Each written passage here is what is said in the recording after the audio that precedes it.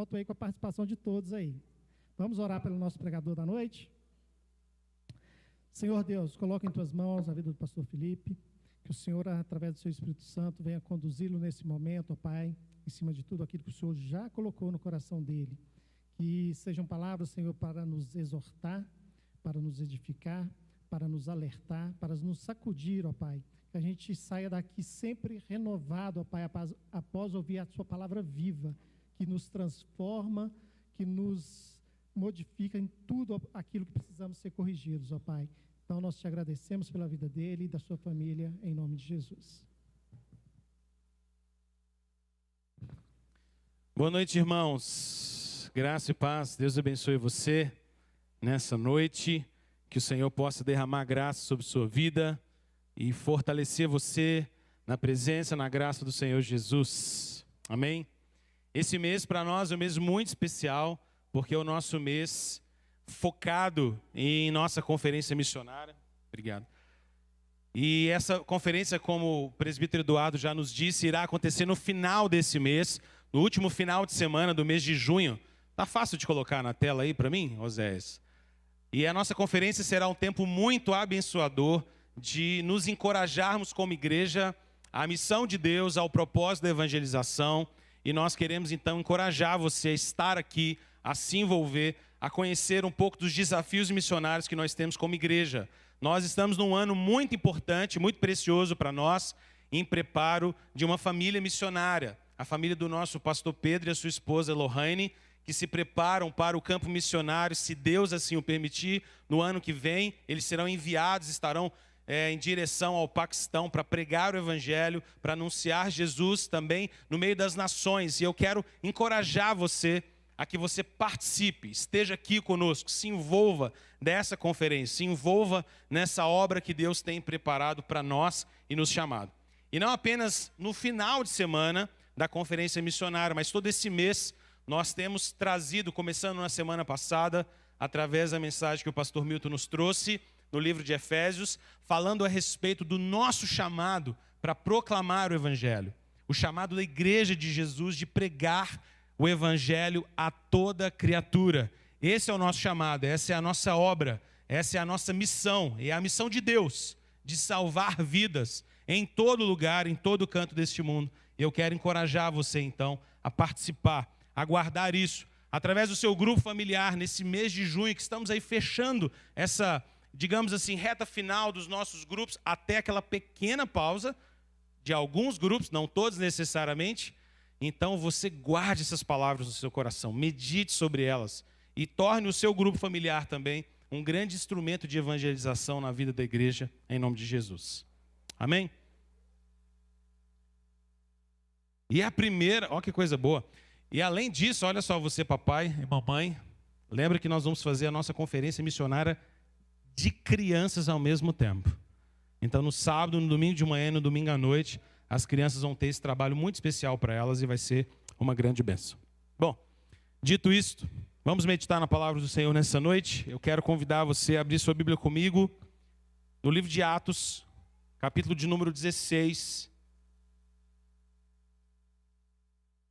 Livro de Atos, capítulo de número 16. Nós vamos ler a partir do versículo de número 11.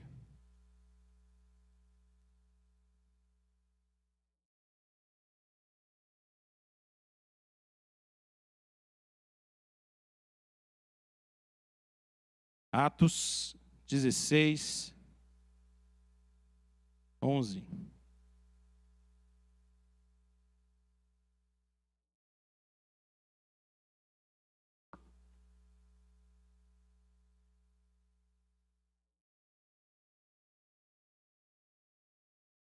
Todos encontraram? Acompanhe comigo então essa leitura da palavra de Deus até o versículo de número 26. Atos, capítulo 16, versículo de número 11. Tendo, pois, navegado de Troade, seguimos em direitura a Samotrácia no dia seguinte a Neápolis, e dali a Filipos, cidade da Macedônia, primeira do distrito e colônia. Nessa cidade permanecemos alguns dias.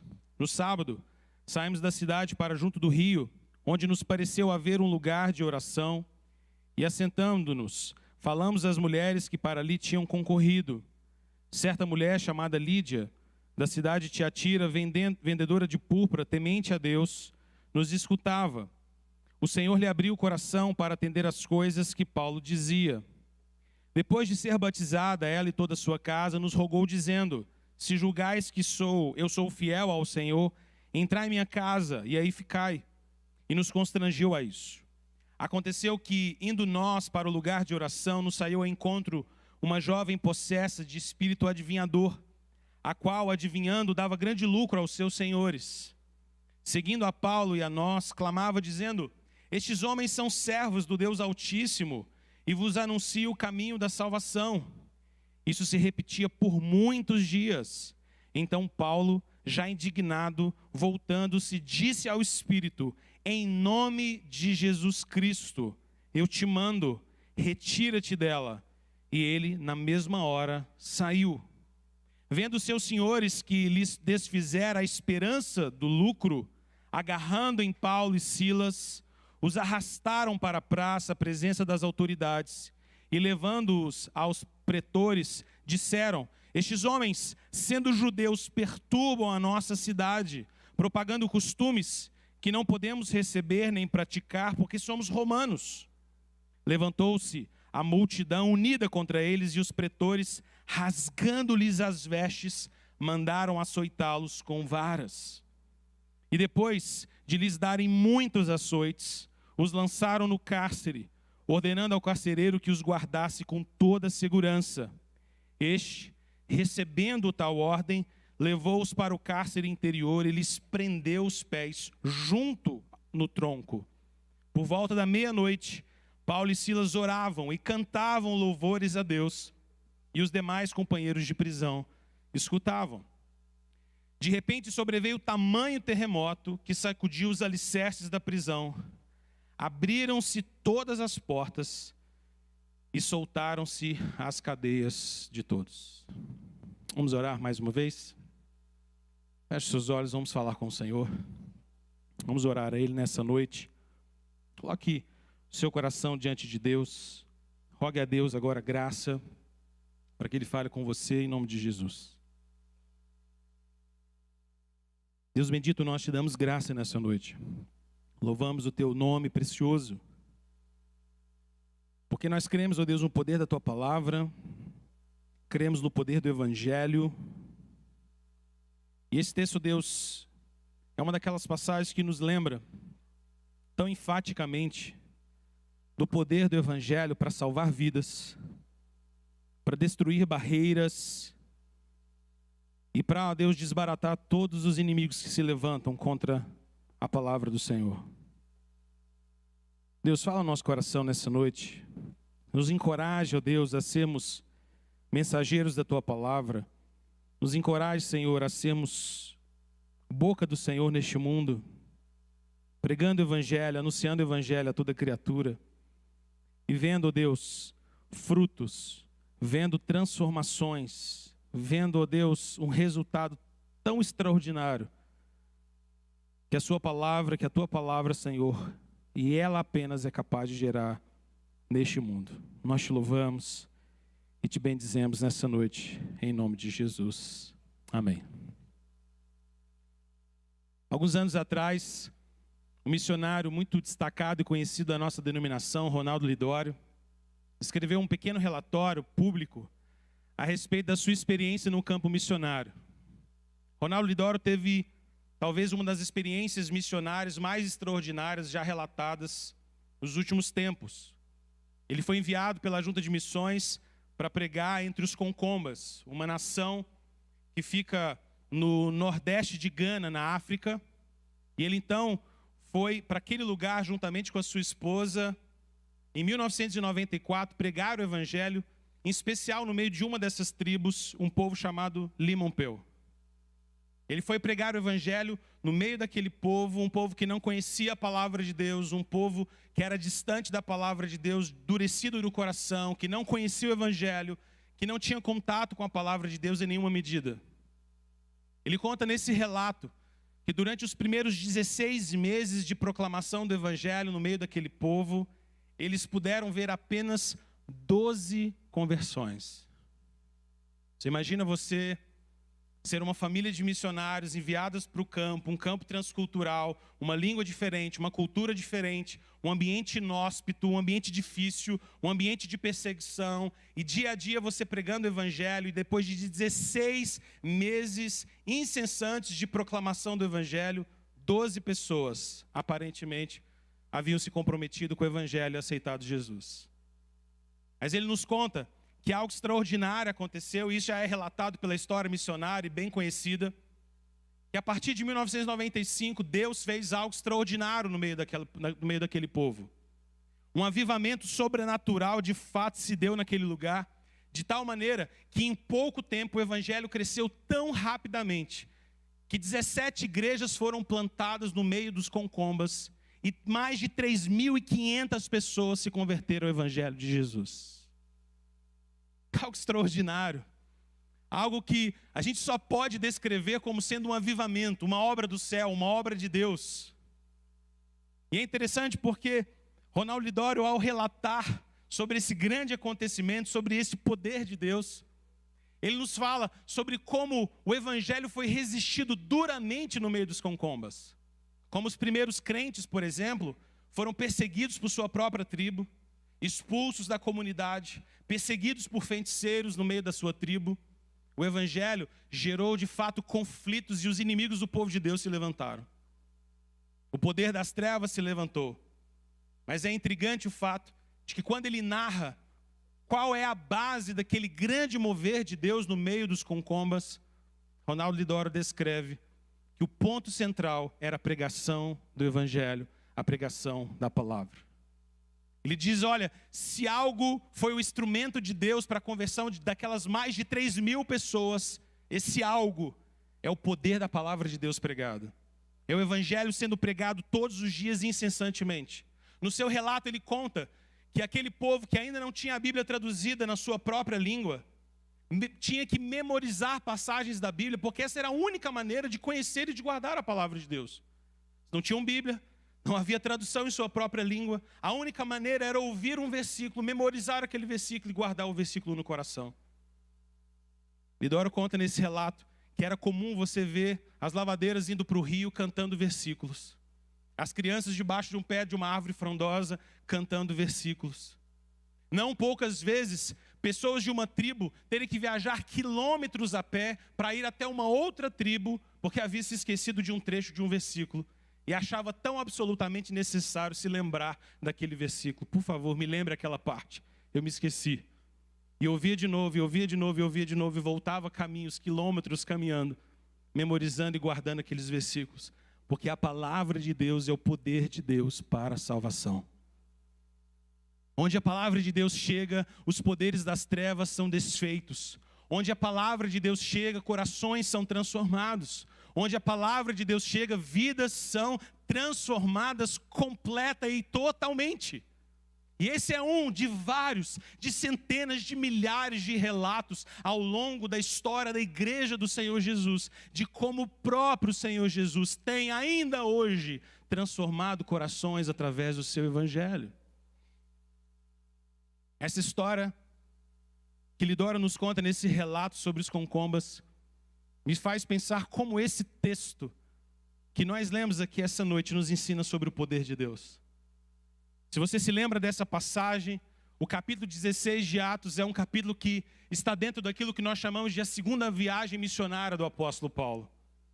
O apóstolo Paulo então é enviado para pregar o evangelho para a sua viagem missionária, por um desentendimento que ele tem com Barnabé a respeito de levar ou não João Marcos. Ele acaba deixando seu grande parceiro Barnabé e segue então agora com Silas para pregar o evangelho. No meio do caminho, eles encontram um jovem chamado Timóteo, para quem Paulo escreve mais tarde 2 cartas. Eles então tomam Timóteo e agora a equipe é composta de Paulo, Silas e Timóteo e Lucas, que é esse que nos escreve esse próprio relato. Essa equipe missionária então, juntamente com Paulo, tinha a intenção de pregar o evangelho na Ásia. Mas se você olhar na sua Bíblia comigo, no capítulo 16, versículo de número 6, a palavra de Deus nos diz que o próprio Espírito Santo de Deus impediu que Paulo fosse pregar o evangelho na Ásia. Essa é uma daquelas passagens bíblicas que nos soam tão extraordinárias, não é? Paulo quer pregar o evangelho na Ásia, ele quer pregar Jesus na Ásia, mas o Espírito Santo de Deus diz, não, vocês não vão para a Ásia. O texto nos diz no versículo de número 7 que eles defrontam a Mísia, tentam ir para uma cidade chamada Bitínia, mas o Espírito de Jesus também não permitiu. Vocês também não vão para lá. Eu não quero que vocês vão para esse lugar. Eu não quero que vocês se desloquem para esse lugar. Então eles descem para um lugar chamado Troade. E ali, naquele lugar, o Senhor traz uma visão sobre Paulo. E essa visão é narrada no versículo de número 9. À noite, sobreveio a Paulo uma visão na qual um homem macedônio estava em pé. E esse homem da Macedônia rogava dizendo, vem para a Macedônia e nos ajude. Paulo, na sua visão, na sua imagem, vê um homem macedônio dizendo para ele, por favor, venha para cá. Prega o evangelho para nós, visite-nos. O texto nos diz então, que depois de ter aquela visão, versículo 10, imediatamente Paulo procura aquele destino. E ele conclui daquela visão e daquele direcionamento do Espírito Santo, de que eles deveriam ir então para onde o Espírito os estava guiando, que eles deviam então ir para a Macedônia, pregar o evangelho ali e anunciar Jesus entre aqueles povos. Era a primeira vez que o apóstolo Paulo estava entrando nesse lugar. É a primeira vez que nós vamos ver um relato de pessoas se convertendo no que nós chamamos de Europa. Ele prega o evangelho na Grécia, em Filipos, e ali a gente tem a primeira pessoa que se converte ao evangelho.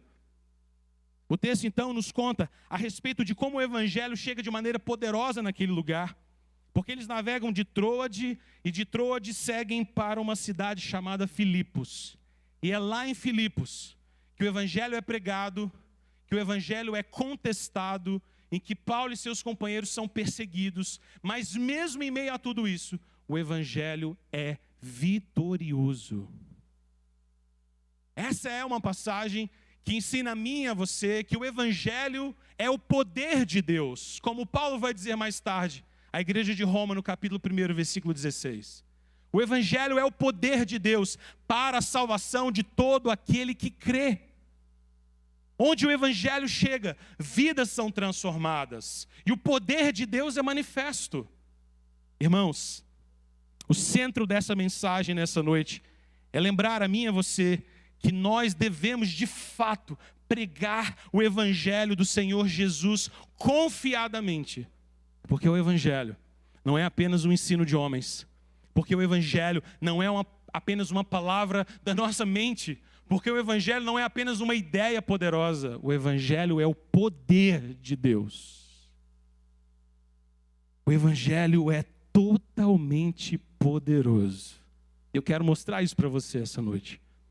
Nós devemos pregar e proclamar o evangelho confiadamente, porque o evangelho é totalmente poderoso. Eu quero te convidar então a caminhar comigo por 3 passos importantes nessa noite. Primeiro eu quero te mostrar que o evangelho é totalmente poderoso para converter corações. Olha na sua Bíblia comigo, por favor, a partir do versículo de número 13. O apóstolo Paulo tinha chegado em Filipos. Era uma cidade desconhecida, uma cidade em que não havia uma ponte de apoio, uma base para a pregação do evangelho. Não havia uma igreja constituída em Filipos até esse momento. E Paulo então busca seguir o seu padrão. Qual era o padrão de Paulo? Chegar numa cidade, procurar uma sinagoga judaica e então na sinagoga ensinar o evangelho a partir daquele lugar. Mas em Filipos não havia uma sinagoga.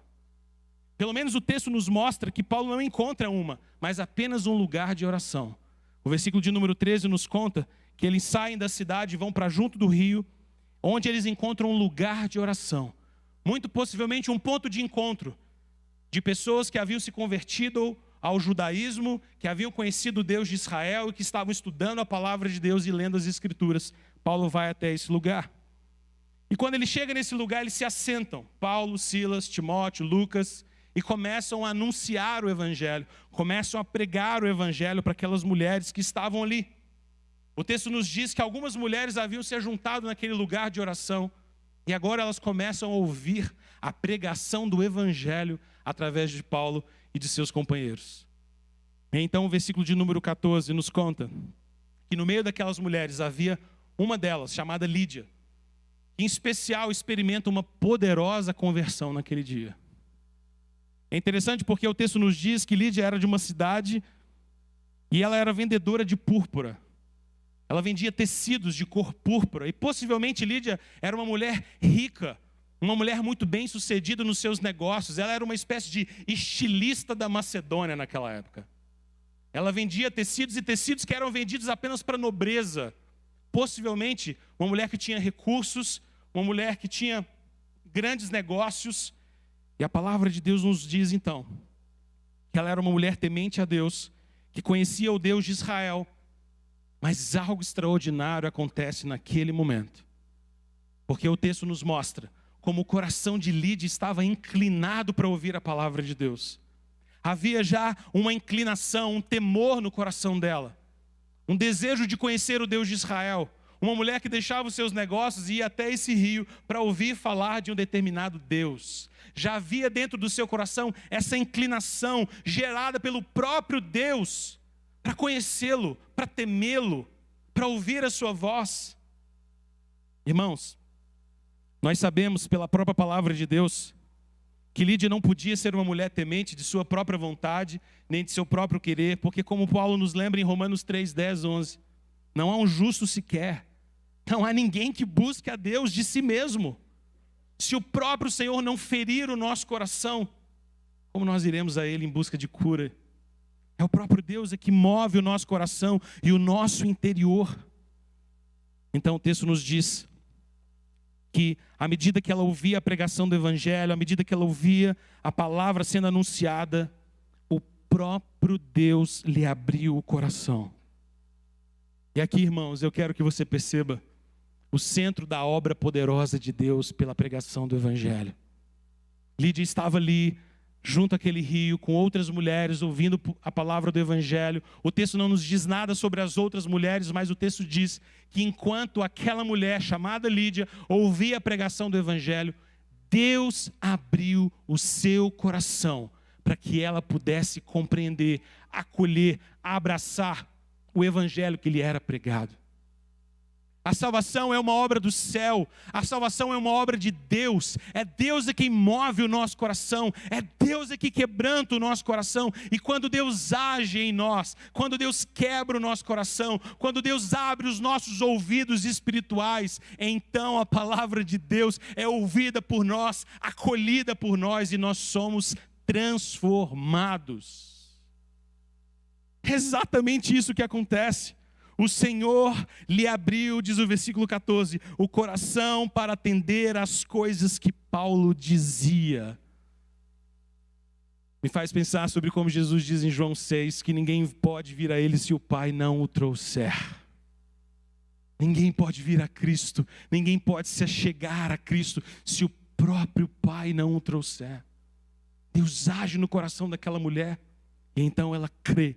Ela acolhe as palavras, ela confia nas palavras de Paulo. Até um minuto antes, o segundo antes do Senhor abrir o seu coração, Lídia possivelmente ouvia aquelas palavras, pensava a respeito delas, mas nada se processava no seu coração. Mas quando Deus abre o seu coração, aquelas palavras fazem todo sentido. Aquelas palavras agora são vida e salvação. Aquelas palavras são transformadoras. E Lídia se apropria daquelas palavras. É como se Lídia, naquele momento, pudesse dizer: agora sim, tudo isso faz tanto sentido para mim. Cristo é meu. O Evangelho é pregado, o Evangelho é anunciado, e um coração é transformado. O que eu quero fazer você enxergar nessa primeira sessão desse texto é de que o Evangelho é totalmente poderoso para converter corações. Totalmente poderoso. É extraordinário como o texto, de maneira tão resumida, tão condensada, nos mostra que a conversão de Lídia foi uma conversão que transformou a sua vida. Olha para o versículo de número 15. O texto diz: depois de ser batizada, ela crê, ela é batizada, e então toda a sua casa. E agora ela roga a Paulo e a seus companheiros: se vocês julgam que eu sou fiel ao Senhor, entra na minha casa e fiquem ali. Entra na minha casa e fica ali.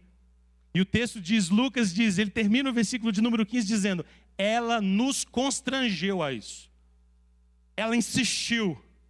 Se a gente pudesse parafrasear o versículo 15, a gente poderia dizer o seguinte: é como se Lídia estivesse dizendo para eles: se vocês acreditam que eu sou crente de verdade agora, se vocês acreditam que de fato eu recebi Jesus a partir da pregação, vem para minha casa, eu quero servir vocês, eu quero acolher vocês. Lembrem, o apóstolo Paulo, juntamente com seus companheiros, não tinham lugar nenhum para repousar em Filipos. Não tinha uma casa, não tinha um ponto de apoio, não tinha um amigo, não tinha uma família de crentes, não tinha ninguém. Mas agora, eles tinham Lídia, porque o poder do evangelho transformou totalmente o coração dessa mulher. O versículo de número 40, no final do capítulo 16, vai nos contar que agora, mais tarde, a casa de Lídia havia se tornado um ponto de apoio para a primeira igreja a ser fundada em Filipos. Quando eu leio esse texto, eu lembro dos nossos GFs. Eu lembro dos nossos grupos familiares. Eu me lembro do nosso desafio de sermos hospitaleiros, de dizer: a minha casa, um ponto de pregação, a minha casa, um lugar de evangelho, a minha casa, um lugar de conversão. É isso que Lídia está dizendo. E esse é o chamado para cada um de nós também. Venham para minha casa, eu quero servir vocês. Por ela ser uma mulher abastada e com recursos, talvez fosse possível realmente acolher aqueles 4 homens e sustentá-los durante algum tempo. Porque o apóstolo Paulo e seus companheiros continuam em Filipos por vários dias. E agora eles têm um lugar para ficar, porque Deus transformou o coração de Lídia. Mas irmãos, logo depois que isso acontece, o poder das trevas se levanta. Logo depois que Lídia é convertida no poder do evangelho, ou pelo poder do evangelho, as trevas arregimentam seus poderosos inimigos que se levantam contra o povo de Deus. Os versículos 16 a 18 nos contam sobre esse levante das trevas. E aqui nós temos a segunda lição preciosa dessa mensagem. Porque nós devemos proclamar o evangelho confiadamente, porque o evangelho é totalmente poderoso para converter corações. Mas também, em segundo lugar, porque o evangelho é totalmente poderoso para confrontar o império das trevas. O evangelho é o poder de Deus para confrontar, para esmagar, para bater contra o poder das trevas. Olha a sua Bíblia comigo agora, nos versículos 16 a 18. O texto nos diz que agora Paulo e seus companheiros, acolhidos na casa de Lídia, têm um ponto, uma base de apoio para pregar o evangelho em Filipos. Agora eles têm uma casa, um lugar para se fixar, um local para dormir, um local para descansar, e um local para, a partir dali, pregar o evangelho. Eles não eram mais forasteiros, eles precisavam ficar numa praça ou numa espécie de hotel. Eles tinham um lugar, tinham um ponto de apoio. E o texto diz que eles começam a ir ao lugar de oração para pregar o evangelho. As pessoas que se afluíam para lá, lembra? Junto do rio havia um cantinho de oração, pessoas se chegavam lá. E Paulo começa a ir naquele lugar para encontrar novas Lídias, para pregar o evangelho para novos corações. Mas quando isso acontece, o texto nos diz que uma jovem possessa começa então a atacar Paulo e seus companheiros. O texto nos diz que era uma jovem possessa de um espírito adivinhador. E alguns homens malignos, espertos, sagazes, usavam daquele poder maligno para lucrar com aquela mulher. Uma espécie de escravidão, uma espécie de domínio, uma mulher possessa que se tornara quase uma escrava na mão daqueles homens oportunistas. O texto nos diz que eles usavam a sua capacidade demoníaca de adivinhação para lucrar, para ganhar dinheiro. E muito possivelmente pessoas afluíam até Filipos para ir até aquela tal mulher adivinha, profetiza possessa de espíritos malignos. Irmãos, não é novo ou não é nova a realidade de que existem pessoas o tempo inteiro procurando poderes mágicos para poder supostamente ouvir uma direção espiritual. O trágico disso, e esse texto nos lembra, é que muita gente está atrás de poderes mágicos, de supostos adivinhos, de supostos profetas, de supostas profetisas, que talvez como essa aqui, sejam apenas indivíduos possessos por espíritos malignos. O texto diz então que aquela mulher começou a perseguir Paulo e seus companheiros. O versículo 17 nos diz que ela começava então a clamar em alta voz dizendo: estes homens são servos do Deus Altíssimo e eles anunciam para vocês o caminho de salvação. Quando a gente lê o versículo 17, você pensa, como um bom mineiro, uai, parece que esse demônio está falando a coisa certa. Não parece? Espera aí, o que o demônio está dizendo? Estes homens são servos do Deus Altíssimo. Acertou. E vos anuncio o caminho da salvação. Acertou. E quando a gente termina o versículo 17, você pensa, demônio esperto. Errado não está. Mais ou menos. Porque embora de alguma maneira as expressões que aquela mulher possessa tenha usado, de fato pudesse apontar para uma realidade verdadeira, Paulo e Silas e os demais eram de fato servos do Deus Altíssimo. E eles verdadeiramente anunciavam o caminho da salvação. Mas as expressões que ela usava em língua grega, naquele tempo, naquela região, podia na verdade ser uma relação de que Paulo, Silas e seus demais companheiros eram servos de deuses pagãos. A expressão Deus Altíssimo não se limitava, pelo menos não naquela cultura, ao Deus de Israel, a Yahvé, ao Senhor Deus, ao Deus da Bíblia, ao Deus do Antigo Testamento. E de alguma maneira, era uma forma dela estar dizendo, tá vendo? Eles são profetas dos nossos deuses. Eles são profetas de Zeus. Eles são os profetas que anunciam o caminho de salvação, mas um caminho de salvação completamente diferente daquilo que de fato eles anunciavam. Agora, eu queria que você percebesse a maneira como esse ataque das trevas se dá contra Paulo e seus companheiros. O texto deixa claro para nós que esse era um ataque direto das trevas. Esse é um daqueles ataques de Satanás, que Satanás diretamente, intencionalmente, deliberadamente vai contra a pregação do Evangelho. Ele toma aquela mulher, possuída de espíritos malignos, e tenta militar contra a pregação do Evangelho. Semear dificuldades, entrar na cabeça de Paulo e seus companheiros, atrapalhar o processo de proclamação do Evangelho. Imagina Paulo descendo para junto do rio, para pregar sobre Jesus, para falar sobre Jesus, e quando ele descia, as pessoas começam a ouvir, e de repente vem essa tal mulher possessa, gritando, e gritando, e gritando, e gritando, e atrapalhando. Além disso, o texto nos conta que esse era um ataque persistente. Olha só a primeira linha do versículo de número 18. O texto diz que isso se repetia por muitos dias. Paulo descia para junto do rio, encontrava pessoas para pregar o Evangelho. Quem que já estava descendo o morro? Ai, Jesus, lá vem a possessa. Misericórdia, Senhor. Não está fácil pregar o Evangelho em Filipos. No outro dia, vamos de novo, vamos orando. Deus me livre.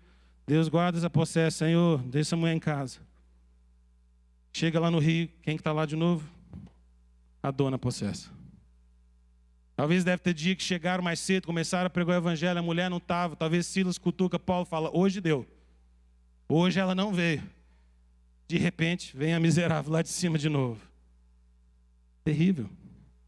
Vários dias. Parece engraçado, mas sempre me lembra do fato de que o ataque das trevas é sempre tão persistente quanto o povo de Deus. Satanás não é como aquele que ataca uma vez e vai embora. Todos os dias, todos os dias, todos os dias, todos os dias. Persistente, insistente. Atacando, incomodando, atrapalhando, afetando de alguma maneira. Esse era um ataque cheio de artimanhas. O uso dessa expressão, como eu disse no versículo 17, Deus Altíssimo, o caminho da salvação, era uma maneira talvez cheia de sagacidade, de engano, de armadilhas, de afirmar algo que aparentemente era verdadeiro, mas que não era. Que podia confundir a mente daqueles que estavam ouvindo o Evangelho pela primeira vez. Assim, Satanás se levanta contra o povo de Deus. Mas esse texto termina, ou pelo menos essa sessão desse texto termina de maneira extraordinária. Porque eu disse a você, o Evangelho é totalmente poderoso para confrontar o império das trevas. E o versículo 18 nos diz que Paulo, então, indignado, porque não há quem não fique indignado depois de tantos ataques e tantas chateações, volta-se, diz ao Espírito, agora com palavras claras, com palavras poderosas, com palavras evangélicas, em nome de Jesus Cristo, eu te mando, retira-te dela. E qual é a linha seguinte? E ele, na mesma hora, no mesmo momento, saiu. Esse é o poder do Evangelho. Esse é o poder do nome de Cristo. Esse é o poder da proclamação do Senhor Jesus, Rei sobre toda a terra, Messias de Israel, ungido de Deus, Todo-Poderoso. Esse texto não é sobre o poder de Paulo. Paulo não expulsa aqueles demônios no seu próprio poder, em seu próprio nome, em sua própria capacidade. Não é sobre Silas, não é sobre Lucas, não é sobre Timóteo. É sobre Jesus, o Cristo. É sobre Jesus, o centro do Evangelho. O coração do Evangelho. O Evangelho é sobre Jesus. O Evangelho é Jesus. E o Evangelho é totalmente poderoso para confrontar o império das trevas. Aonde o Evangelho chega, irmãos, corações são convertidos. Mas onde o Evangelho chega, também o poder das trevas é enfrentado, destruído, vencido. Isso é maravilhoso nessa passagem. Não é à toa que a própria Escritura nos lembra em Tiago 4,7, resistiu ao diabo, e ele fugirá de vós. Ou o próprio apóstolo Paulo, então, à igreja de Éfeso, no capítulo 6, versículo 11, revesti-vos de toda a armadura de Deus, para nós enfrentarmos os dados do maligno. Porque se Deus é por nós, quem será contra nós? Resisti ao diabo, ele fugirá de vós. Paulo diz, saia em nome de Jesus Cristo. E ele saiu. Esse é o poder de Deus. Mas Satanás está tão comprometido em se levantar contra o Evangelho do Senhor Jesus, que a história não acaba aí. A história continua. E nós vamos para a terceira sessão desse texto. Quero chamar a sua atenção então agora, para os versículos 19 a 26, onde nós vamos terminar essa mensagem. Porque se nós já vimos em primeiro lugar que o Evangelho é totalmente poderoso para converter corações. Em segundo, que o Evangelho é totalmente poderoso para confrontar o império das trevas. Agora, eu quero te levar a ver que o Evangelho é totalmente poderoso para enfrentarmos as duras perseguições que se abatem contra nós. Nós devemos proclamar o Evangelho confiadamente, porque o Evangelho é totalmente poderoso para nos capacitar a enfrentar as perseguições que se levantam. Olha na sua Bíblia comigo. O versículo 19 nos diz que os senhores daquela mulher, uma espécie de donos daquela mulher que a escravizavam como uma adivinha possessa, agora eles perderam toda a sua esperança de lucro. Aqui a gente percebe nitidamente a idolatria do seu coração, a real motivação da ira deles. Amor ao dinheiro, lucro, finanças, riqueza. Expulsar o espírito maligno daquela mulher era um prejuízo na certa. Agora você tem uma mulher antes possessa, adivinha, profetiza, cheia de demônios, sã, salva, transformada, mudada. O texto diz que aqueles senhores ficam revoltados. Sua esperança de lucro foi embora. E eles então agora pegam Paulo, Silas, pelo menos esses dois, levam para a praça, a presença de todas as autoridades, os colocam diante dos pretores romanos ali, que ali estavam, lembra? Filipos era uma colônia romana. Eles chegam diante das autoridades romanas e dizem, olha só, esses homens judeus estão perturbando a nossa cidade. Eles estão perturbando a nossa cidade, propagando costumes que não podemos receber nem praticar, porque somos romanos. Interessante que a inclinação do coração deles para poder levar Paulo e Silas para diante dos pretores romanos não era o fato deles serem romanos, mas o lucro que eles perderam. Lembra? Versículo de número 19. Mas agora, quando eles chegam diante desses líderes e dessas autoridades, eles não falam do lucro. Eles falam do nome de Roma. Eles estão ensinando costumes que nós, romanos, não podemos seguir. Nós somos uma cidade distinta demais. Uma colônia romana demais. Não vai pegar bem para nós, pretor, aceitarmos judeus fazendo bagunça, ensinando coisas erradas no nosso meio. Isso vai nos fazer menos romanos.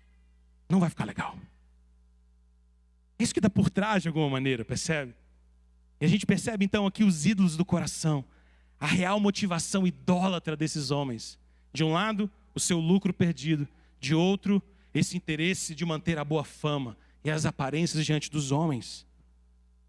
O texto nos diz então que uma multidão se levanta, se une contra eles, versículo 22.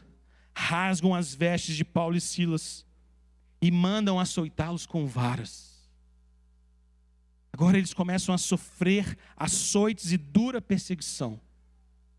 Primeiro, Satanás tenta um levante emocional, psicológico, espiritual. Uma mulher insistente, atormentando, incomodando e dizendo impropérios e palavras contra eles todos os dias. Agora, não satisfeito, Satanás caminha para um outro tipo de ataque. Físico, perseguição contra eles, varadas, açoites, prisão. O texto diz, e Lucas é enfático em narrar porque ele estava lá.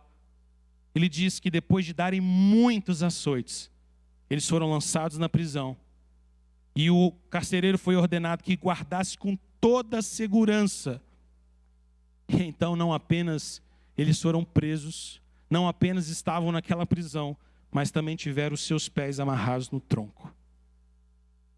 Esse é aquele momento da história, se nós parássemos no versículo 24, que nós pensaríamos, Satanás deu um golpe realmente poderoso agora. Agora realmente ele conseguiu, de alguma maneira, desanimar a pregação do evangelho. Agora ele conseguiu parar os companheiros de Paulo e o próprio Paulo. Agora ele conseguiu de fato atacar a igreja e a pregação do evangelho. Se nós parássemos no versículo 24, teríamos a sensação de que o poder do evangelho não é tão grande assim. Mas a história não termina no versículo 24. E agora nós temos essa resposta gloriosa que Paulo e seus companheiros dão diante de tão dura perseguição. Versículo 25 diz que por volta da meia-noite, Paulo e Silas oravam ao Senhor. E até eles orarem faz muito sentido para nós, não faz? Quando a gente está muito aflito, a gente ora. Quando a gente está com muita dor, a gente ora. Quando nos sentimos acuados por qualquer motivo, nós oramos. Mas o texto diz que não apenas eles oravam, mas eles cantavam louvores a Deus naquela prisão. Você consegue imaginar essa cena ante os seus olhos? Você consegue imaginar esses romanos, esses homens ímpios que acharam assim, agora nós acabamos com eles. Eles não vão aguentar. Se eles saírem dessa prisão, eles vão sair de lá dizendo, tudo bem, a gente nunca mais fala de Jesus, só deixa a gente embora de Filipos, pelo amor de Deus. Mas não. Paulo e Silas descobrem que dentro da prisão existem pessoas também presas. E se existe gente presa ali, então a prisão se torna um ponto de pregação. É como se eles estivessem dizendo, muito obrigado, pretores, por nos dar a oportunidade de falar de Jesus para esses homens aprisionados. Vocês nos deram uma ótima oportunidade de testemunhar de Jesus. E eles oram, e eles cantam louvores, e os demais companheiros de prisão escutavam. E o evangelho chegou mesmo dentro da prisão de Filipos, porque o evangelho é totalmente poderoso para enfrentar as mais duras perseguições. Mesmo quando o império das trevas arregimenta todo o seu poder de guerra contra o povo de Deus, contra o anúncio do evangelho, ainda assim o evangelho é mais poderoso. É impossível vencer o poder de Deus. É impossível vencer o Evangelho quando pregado legítima e verdadeiramente. Irmãos, nós não precisamos defender o Evangelho. Nós não precisamos defender a proclamação do Evangelho. O Evangelho é como um leão que ruge. Simplesmente eu e você abrimos a jaula e esse leão sai. Ele é todo poderoso. O Evangelho é totalmente poderoso. Quando olho para essa passagem, eu sou levado a lembrar de 1 Pedro 4,13, quando o apóstolo Pedro diz à igreja: alegrai-vos na medida em que vocês se tornam coparticipantes dos sofrimentos de Cristo Jesus. Mesmo o sofrimento, mesmo a perseguição para o povo de Deus é compreendida como privilégio de estarmos participando dos sofrimentos de Jesus Cristo. Não se intimide, não desanime. Nós estamos participando dos sofrimentos de Cristo. E se com Ele sofremos, com Ele também seremos glorificados. A cena é tão poderosa que o versículo 26 diz que Deus demonstra para aqueles pretores romanos, demonstra para aqueles oportunistas que escravizavam a mulher possessa, demonstram para toda a cidade de Filipos que o Evangelho é o poder dele. O versículo 26 diz que de repente sobrevém um terremoto, sacode os alicerces da prisão, abre todas as portas, soltam-se as cadeias de todos. Lembra o que aqueles homens haviam instruído o carcereiro? Prenda-os sobre grande vigilância. Mas, irmãos, nada pode deter a palavra de Deus. Eles poderiam prender toda a vigilância, quantos carcereiros quisessem, prender os pés nos troncos, não adiantaria. Deus manda um terremoto, as portas se abrem, as cadeias se quebram e a libertação do Senhor se manifesta. Porque o poder de Deus é sempre maior, o poder de Deus é sempre grandioso. Nada pode contra. Lembra da história de Lidório? 16 meses, 12 pessoas apenas. Será que vale a pena continuar aqui? O ano muda, Deus traz um avivamento de 12, 3.500 pessoas, porque quando Deus age, nada pode contra o Senhor. Nós vamos crer nessa palavra, precisamos depositar nossa esperança nessa verdade. Todos nós que estamos aqui neste lugar, nessa noite, somos testemunhas de que o Evangelho de Deus é totalmente poderoso. Você está aqui por causa de Deus, você está aqui por causa do agir do Senhor, você está aqui por causa do Evangelho de Jesus. Isso é poderoso, isso é extraordinário. Esse ataque era incapaz de silenciar o poder do Evangelho. É maravilhoso e nós não vamos ler o restante da história, mas você se lembra que Paulo e Silas não fogem. Eles ficam lá. E a permanência deles acaba se tornando um testemunho poderoso para o carcereiro. E até o carcereiro, que tinha a incumbência, o dever de prendê-los, crê em Jesus e é salvo. Porque o poder de Deus é invencível. Irmãos, o Evangelho é todo poderoso para converter corações. O Evangelho é totalmente poderoso para confrontar o império das trevas. É totalmente poderoso para enfrentar as mais duras perseguições. Por isso eu e você devemos proclamar o Evangelho confiadamente. Não tema pregar o Evangelho. Não tema anunciar Jesus no seu ambiente de trabalho, para os seus colegas, para a sua família, para os seus familiares não convertidos, para os da sua casa que ainda não servem ao Senhor Jesus. Não tema, não desanime. Quando vierem afrontas contra você, continue a pregar o Evangelho. Quando você se sentir acuado ou perseguido, continue pregando o Evangelho. Se no meio da sua família você se sente mal por ser o único que fala sobre Jesus, continue a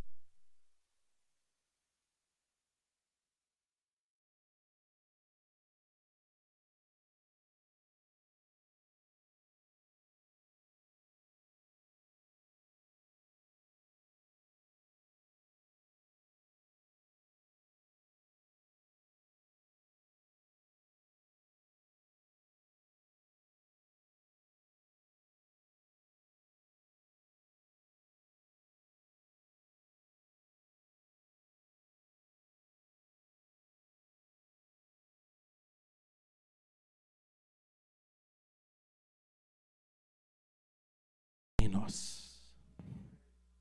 Você pode guardar essa terceira verdade também? Ainda que as perseguições sejam violentas, persistentes, dolorosas, maior é o que está em nós. Maior é o que está em nós. Em Cristo Jesus, nós somos e seremos para sempre mais do que vencedores. Nada pode contra a proclamação do Evangelho e a igreja do Senhor Jesus. Se Deus quiser salvar uma mulher chamada Lídia, em Filipos, na Macedônia, Ele vai trazer uma visão para Paulo de noite e dizer: eu não quero que você vá para a Ásia, eu quero que você vá para a Macedônia. E vai fazê-los viajar para um lugar inóspito, desconhecido, e pregar o Evangelho no meio de duras perseguições, porque Deus tem povo naquela cidade para salvar. E se Deus tem alguém para salvar naquele lugar, Ele vai salvar. Ponto final. Nós mandamos missionários e às vezes pensamos: que lugares difíceis. Será que nós deveríamos mandar essas pessoas para lá mesmo? Será que deveríamos mandar jovens para esses lugares? Sim, irmãos, porque se Deus tem povo naquele lugar, Deus vai restaurar seu povo e vai salvar vidas pelo seu poder. Deus não colocou você nos lugares onde você está à toa. No emprego onde você está, na sua vizinhança, na sua escola, na sua faculdade, no seu condomínio. Deus te plantou neste lugar para que você seja um instrumento da graça dEle. Faça como Lídia, abre sua casa. Comece o Evangelho lá. Chame pessoas para tomar café com você uma vez por semana. Fale de Jesus para elas. Diga: você quer ir lá em casa uma vez por semana? Vamos tomar um café e ler um texto da Bíblia? Simples assim. Abre a jaula, deixa esse leão poderoso da palavra de Deus fazer o seu efeito. Em nome de Jesus. Vamos orar? Feche seus olhos comigo. Vamos orar ao Senhor nessa noite. Pedir a Deus graça, coragem. Quero chamar nosso ministério de louvor para nós terminarmos cantando nesse momento.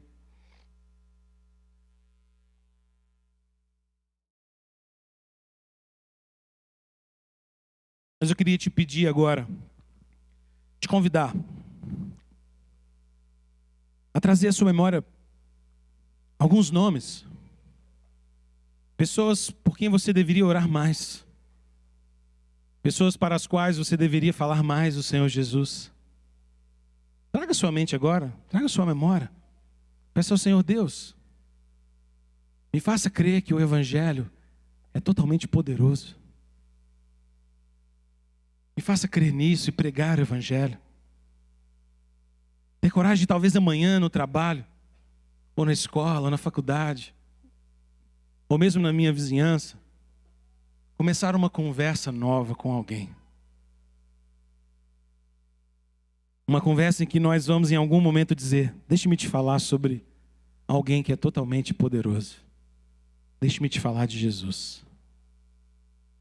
Peça ao Senhor para que você seja a boca dele. Para que você seja um mensageiro, um missionário, um servo de Deus, um evangelista. Senhor, nós te rogamos, Pai, nessa noite, que o Senhor nos dê, ó Deus, a fé e a confiança de saber que o Evangelho é totalmente poderoso. Poderoso para converter corações, poderoso para confrontar o império das trevas e vencê-lo. Poderoso, Deus, para nos fazer resistir às duras perseguições.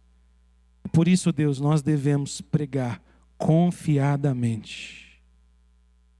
Porque é o poder do Senhor. Oh, Pai, convença o nosso coração.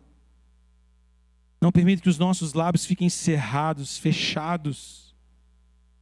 Coloca nos nossos lábios, ó Deus, na nossa boca, palavras que anunciem Jesus, que anunciem o Teu Evangelho. Ó Deus, nos faça mensageiros do Senhor.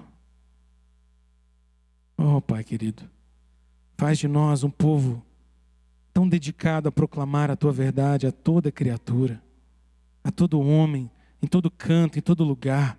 Uma igreja missionária, uma igreja apaixonada com o reino do Senhor. Que nós possamos ver dia após dia, semana após semana, vidas se rendendo ao Senhor. O império das trevas sendo desbaratado e humilhado. E a perseguição sendo enfrentada com alegria e confiança de que se o Senhor é por nós, quem será contra nós? Nós te louvamos, Deus bendito. Te damos graça nessa noite. No nome precioso de Jesus. Amém. Amém. Vamos ficar em pé. Vamos louvar ao Senhor juntos agora. Vamos adorá-lo. Celebrar o nome do Rei Jesus.